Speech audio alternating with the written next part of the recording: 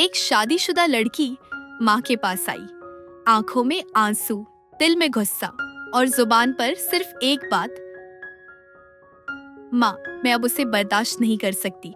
हर दिन झगड़े, हर पल तकरार। मेरा दिल करता है उसे मार दूं। माँ ने नजरों से बेटी को देखा और कहा, ये तो कोई बड़ा मसला नहीं है, मैं तुम्हें एक जहर देती हूँ। आहिस्ता आहिस्ता काम करेगा। हर रोज थोड़ी सी मात्रा उसके खाने में मिलाना, बस खाना लजीज बनाना ताकि शक ना हो।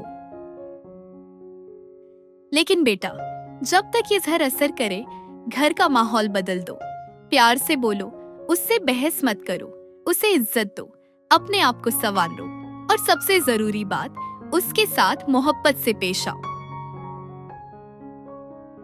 वक्त गुजरता गया, लड़की हर दिन वही करती रही।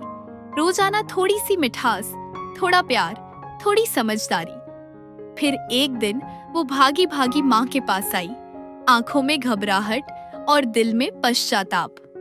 माँ, क्या इस जहर का कोई तोड़ है? मैं उसे अब नहीं खोना चाहती। वो तो बहुत बदल गया है, मुझे पहले से ज्यादा चाहता है। मुझे वो मोहब्बत दी है जिसकी मैंने कभी उम्मीद भी नहीं की थी। अब मैं उसे मरते नहीं देख सकती। माँ मुस्कुराई और बोली, बेटी, वो जहर नहीं था, वो तो सिर्फ हाजमे का चूर्ण था। असल जहर तो तुम थी। सबक, कभी किसी रिश्ते में जहर हम खुद होते हैं और बड़े बुजुर्ग हमेशा वो चूर्ण होते हैं जो रिश्तों की हांडी को पचाने लायक बना देते हैं।